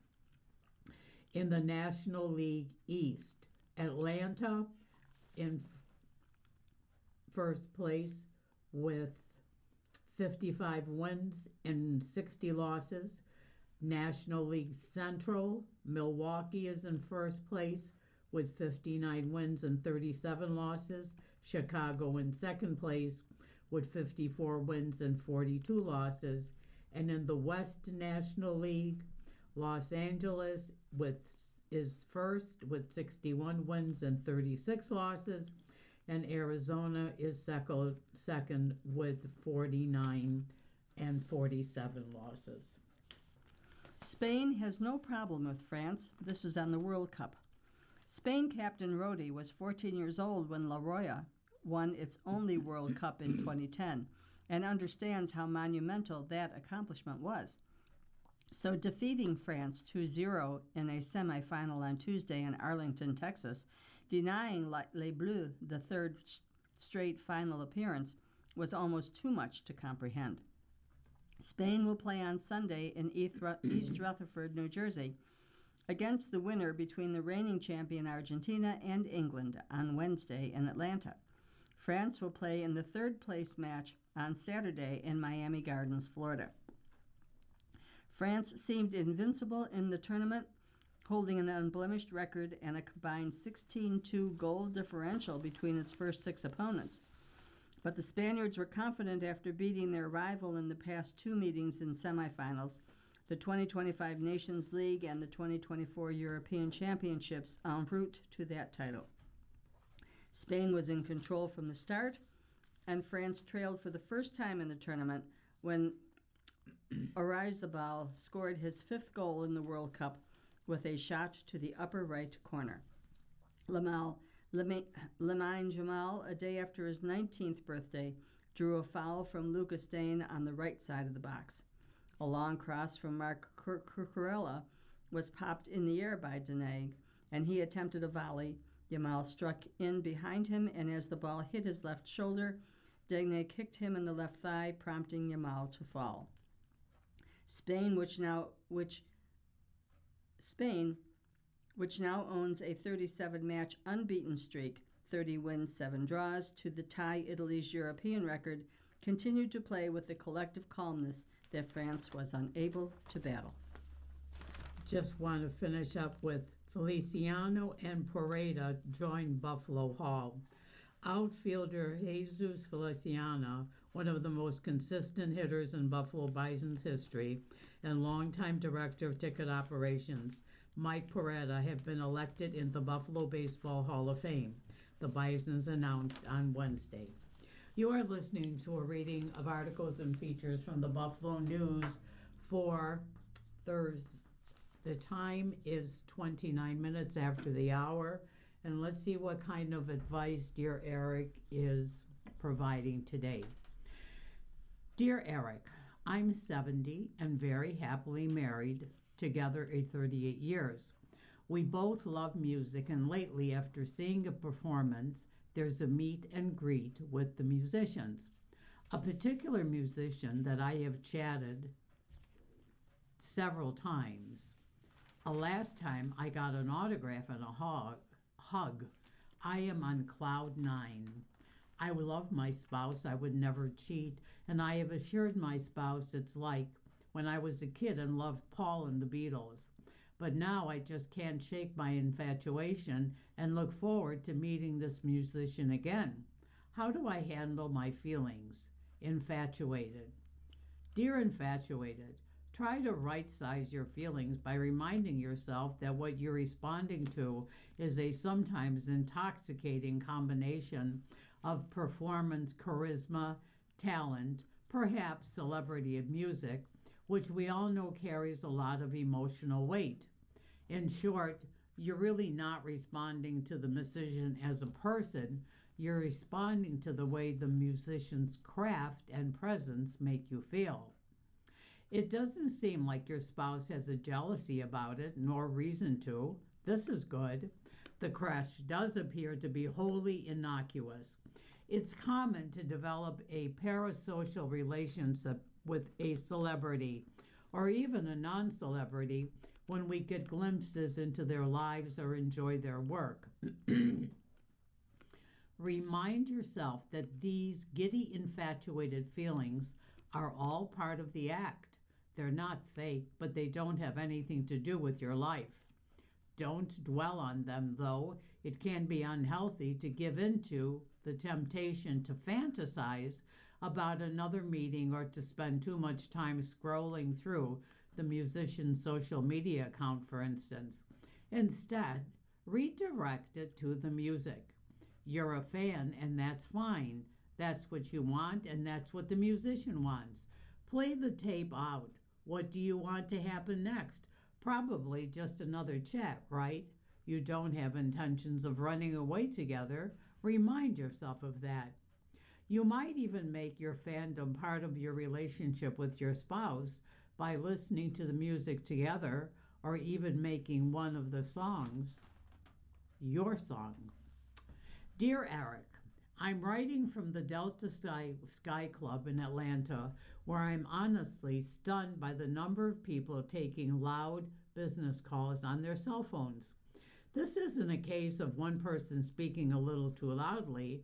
There are multiple people all around the lounge carrying on full volume business conversations as if the rest of us are simply part of their office. It makes what should be a quieter, more comfortable travel experience feel like a noisy open floor call center. I understand that travel days can be work days and sometimes people need to take calls, but there seems to be very little awareness that others nearby may be trying to relax, read, eat, or simply enjoy a few minutes of peace before boarding a flight. What is the polite way to handle this? Is it ever appropriate to say something directly to the person? Should I ask lounge staff to intervene?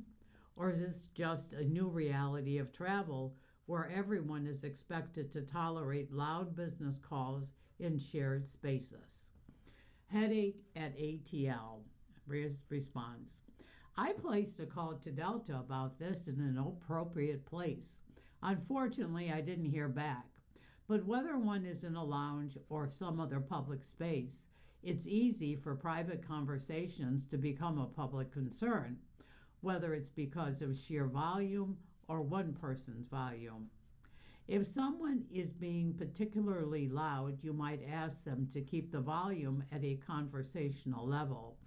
Or if the call is on a speaker, you might be better served talking to a staff member and finding out what their policies are. The staff will also be able to direct you to a more peaceful place in the lounge. When all else fails, remind yourself that at least it's quieter in the lounge than the rest of the terminal. Next letter. Dear Eric, in response to being tired of being kept in the dark, whose parents manage properties that the letter writer will inherit, You could have directed the letter writer to begin teaching him or herself how to manage income property by reading books or attending apartment owners association events near them. Real estate courses at community colleges are also great. I took over my parents' real estate holdings when they were still alive and now manage my own. I learned on the job asking questions from veterans and read books. I started 70 years ago, still learning and going strong. On the job, her response, I like this. Being proactive about learning the basics may also show the letter writer's parents that the letter writer will be a good steward of the properties that will one day be inherited. Former General Eisenkot could end up toppling Netanyahu. And this is from Bloomberg News. Gadi Eisenkot, a former head of Israel's armed forces, has emerged as the main challenger to Benjamin Netanyahu in upcoming elections that could end the premiership of the country's longest-serving leader. Polls indicate that Eisenkot's new party, Yasar, Hebrew for straightforward or honest, will get slightly more seats than Netanyahu's Likud in the October 27th vote, which could give him the right to try and form a coalition government. Stocky and somber, untested in domestic politics, and a stranger to foreign policy circles, the 66-year-old ex-general represents a stark contrast to Netanyahu. The ballot will double as a verdict on Netanyahu, 76, whose most current term has been punctuated by near-constant war, corruption cases, constitutional feuding, and the growing isolation of Israel on the global stage. Eisenkot is almost the antithesis of what Netanyahu represents, said Amotz Aziel, research fellow at the Shalom Hartman Institute in Jerusalem. After a whole era in which Israel was, for better or worse, led by a politician who embodied charisma, people are happy now to veer from charisma to anti-charisma. Eisenkot, who commanded the Israel Defense Forces for 4 years through 2019, lost a son, Gal, and 2 nephews during the war against Hamas in Gaza. That's given him gravitas with many Israelis, as well as a degree of protection from rivals' sniping, as he vows to repair a nation weary of conflict in the Palestinian territory, Lebanon, and Syria, as well as with Iran. Running for office, Eisenkot told public broadcaster Khan is mainly searching for meaning amid this heavy price, so that we will be worthy of it as a family and as a country. A poll aired on Channel 12 TV on Monday found that 43% of Israelis see Eisenkot as the best candidate for prime minister, compared with 34% for Netanyahu. Son of immigrants, in contrast to the Tel Aviv-born and U.S.-educated Netanyahu, Eisenkot is the son of poor Moroccan immigrants who grew up in the remote working-class port of Eilat. He rose through the infantry ranks to eventually become military chief, although his time as a general was not free of controversy. In 2008, he was the architect of the Dahaya Doctrine, named after the Beirut neighborhood where Hezbollah had its headquarters. It involves destroying civilian infrastructure and forcing local populations to leave so Israel can better target its Iran-backed militant opponents. Israeli forces have been widely criticized by international governments and rights groups for using this strategy in Gaza, where tens of thousands of civilians died in a recent war. In Lebanon, more than 1 million people have been displaced this year by Israel's airstrikes and occupation of the south of the country. Israel insists groups like Hezbollah and Hamas use civilian neighborhoods as bases and weapons storage sites, making the doctrine a military necessity. Eisenkot's background qualified him to join Netanyahu's war cabinet during the early months of the Gaza war, but he now says he would shun any coalition with the prime minister. I'm 1,000,000% determined to clear out the worst government this country has had since its founding. To replace it, Eisenkot told a rooftop gathering of supporters near Tel Aviv this month. On matters of Israeli national security, like the threat from Iran, he spoke of the seriousness in matter-of-fact terms shorn of Netanyahu's rhetorical flourishes. He's committed to universal military conscription, even though that's anathema to ultra-Orthodox Jewish parties whose constituents are granted exceptions. He's less forthright when questioned about the economy, education, or youth crime, deferring to the ideas of veteran lawmakers or civil service professionals on his party roster. The website of Eisenkot's Yasar party lays out an economic platform that's hard to distinguish from Netanyahu's promises of free market reforms and infrastructure investments. Some Israeli commentators have questioned whether a Prime Minister Eisenkot, lacking Netanyahu's command of English and mileage in Washington, could win over the administration of President Trump, especially at a time of ruptures in the alliance between the countries. Eisenkot, a graduate of the U.S. Army War College, dismisses that concern. The Americans would be business-minded with him, says Isa Al. The question at that point would not be how he speaks, but what he says. In that regard, he would be perfectly fine in a setting like the White House. Nahum Barnea, senior columnist for the top-selling newspaper Yedioth Aharonoth, warned that Eisenkot's current frontrunner status may be shaken by the hard knocks of political compromise. The love that he is currently being showered with will soon turn into a sea of doubts, he wrote. The voters will expect answers. He will come under attack from inside the bloc, from left, and from right. New rule may strip farm workers of health insurance. Seasonal work, inconsistent hours, frequent moves, cash payments, and informal jobs. For farm workers who rely on Medicaid, these common employment patterns could put their health coverage at risk. It's a heightened concern for estimated million-plus farm workers who are U.S. citizens or legal permanent residents as new work requirements kick in for the federal state health care program that serves low-income and disabled Americans. Starting next year in most states, many adults enrolled in Medicaid will have to prove they work, are enrolled in college or vocational courses, volunteer, or do unpaid work for at least 80 hours a month. Advocates say this could pose a significant challenge to Medicaid-eligible farm workers who frequently work more than 80 hours a month during harvest season, but less in other months. What's more, outside of the harvest season, many workers take on informal jobs in construction, landscaping, or home repair for which they don't receive formal paychecks that would prove their continuing Medicaid eligibility. Still, they can establish eligibility if they prove their average monthly income over 6 months is equivalent to at least 80 hours of work at the federal minimum wage.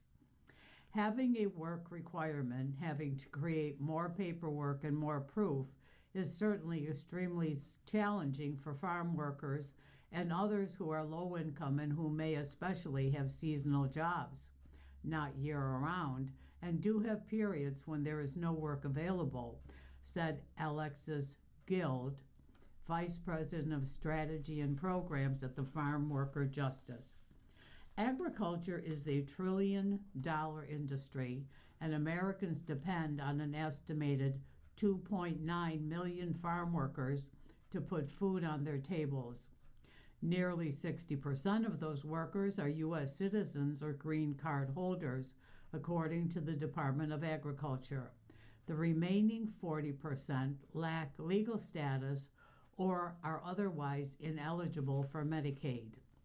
Even among farm workers with citizenship or legal status, the uninsured rate is 3 times that of the general population, and most farm workers with insurance are Medicaid beneficiaries, although participation rates vary by state.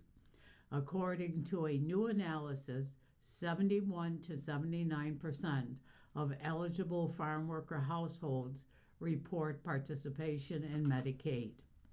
The new Medicaid work requirements were a key provision of the One Big Beautiful Bill Act signed last July by President Trump. Under the federal law, 43 states and the District of Columbia must implement the requirements by January 1. A few states have moved to implement the work rule early.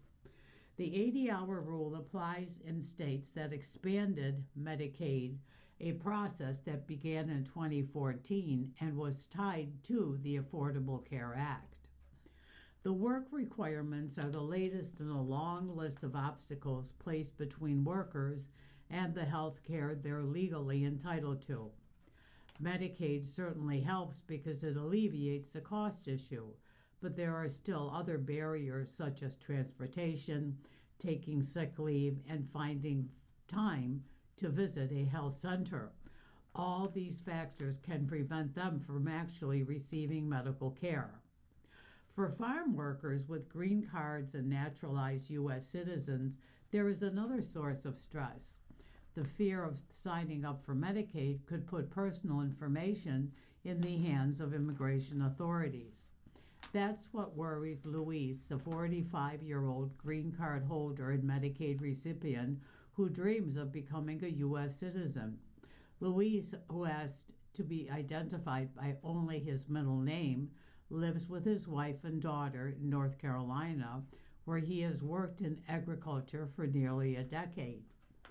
Spanish speaking, he said that when he learned about the work requirements, he knew it would be challenging for him to prove that he works 80 hours a month.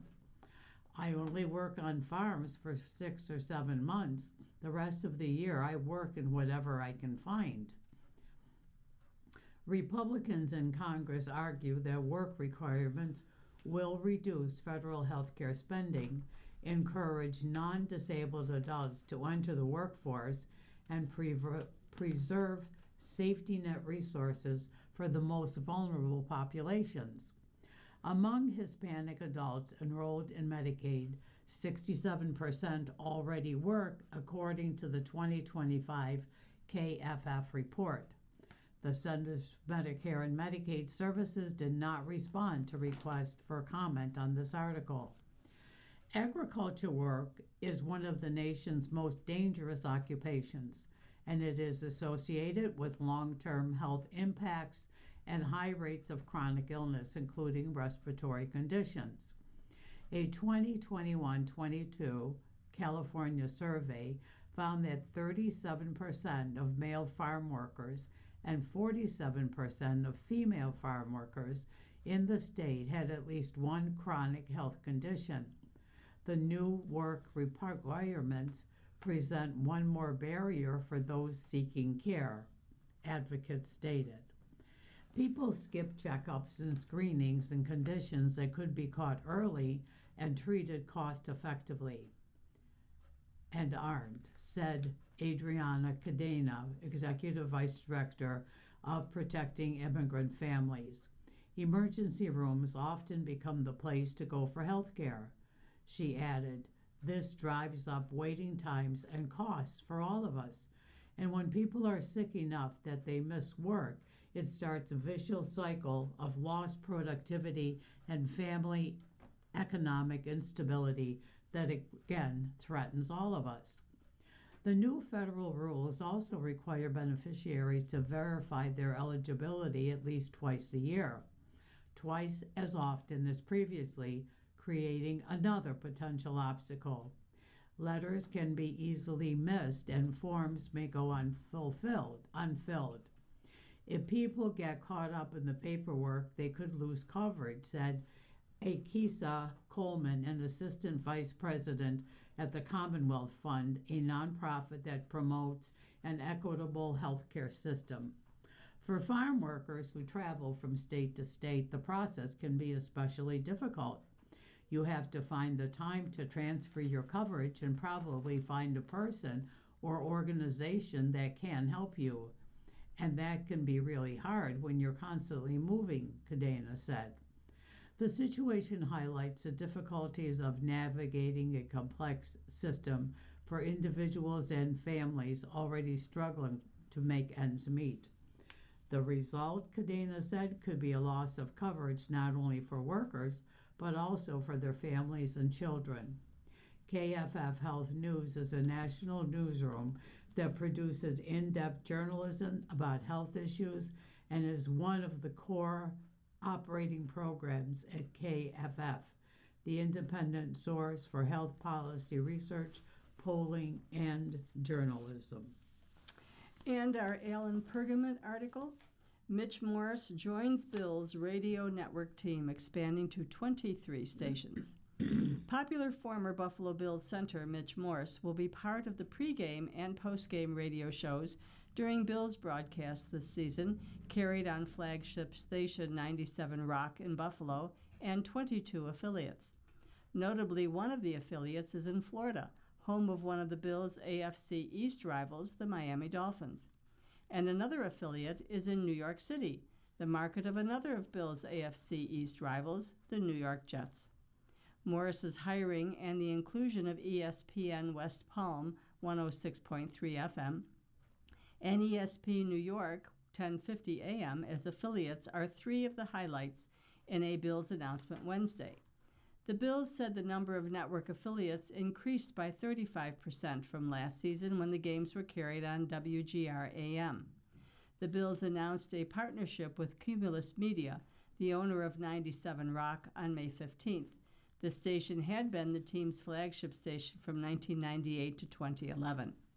This year's affiliates include stations in Rochester, Rock 95.1 FM, New York, ESPN New York 1050 AM, West Palm Beach, ESPN West Palm 106.3 FM, and Erie, Pennsylvania, Rocket 105 FM. Asked via text about the eye-opening inclusion of the Florida station, Pete Gwelly, president of business operations, explained that Florida is the state with the largest concentration of Bills fans outside of New York. Presumably, that's largely because the number of snowbirds who exit western New York in the winter. Gwelly added Florida was a market we had targeted as part of the expansion process. He said the Bills aren't finished adding affiliates, they are working on Canadian affiliates. We're off to a great start building our affiliate network as we move into the new Highmark Stadium, Gwelly said in a news release. With more network affiliates, we're reaching fans throughout New York, Pennsylvania, and even Florida.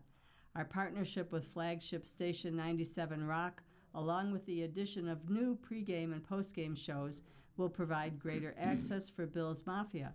There's a strong demand for radio and audio content in all forms, and we're pleased to meet that need. Morris, the former Bills center who was the host of the podcast In Good Company with Mitch Morse, will have company on the live pregame and postgame show. He will be joined by Chris Trapasso of Buffalo Rumblings, a sports blog and website devoted to Bills coverage. The pregame show will start 2 hours before the games begin, and the 2-hour postgame show begins at the conclusion of each game and will include press conferences from Coach Joe Brady and quarterback Josh Allen.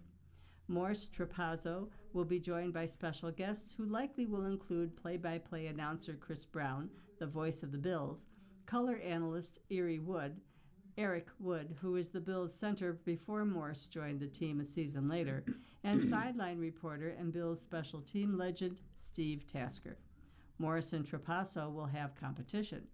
When WGR lost the rights to carry Bills games, its sales team was told the station would shift from being the voice of the Bills to being the voice of the fan, and will continue doing pregame and postgame shows.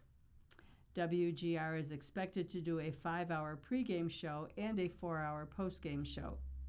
The list of affiliates for the Buffalo station: Buffalo, Syracuse, Rochester, New York, West Palm Beach, Florida, Dunkirk, Jamestown, Elmira, Olean, Ogdensburg, Watertown, Cortland, Ithaca, Auburn, Geneva, Albany, Binghamton, Newark, Cobleskill, Utica, Hornell, Elmira, Erie, PA, Williamsport, PA, and Bradford, PA.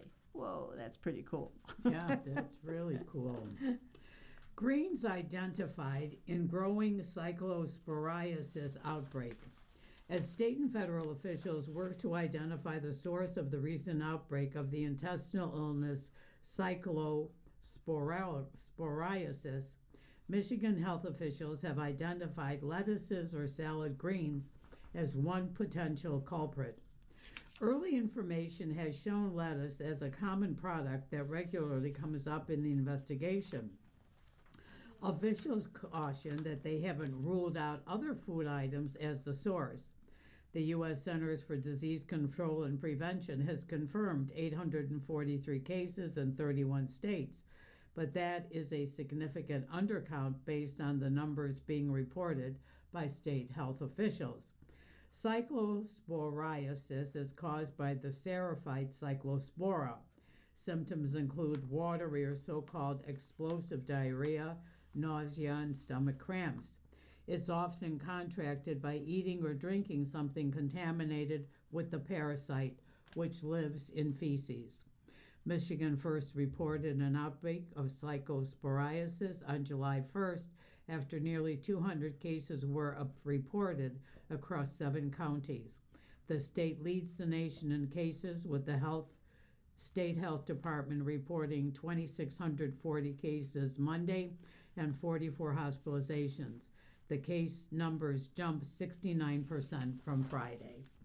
You've been listening to a reading of articles and features from the Buffalo News for Thursday, July 16th. We read the Buffalo News live on weekday and Sunday mornings at 9 a.m. and rebroadcast at 4 p.m. For more information, please call us at 716-821-5555.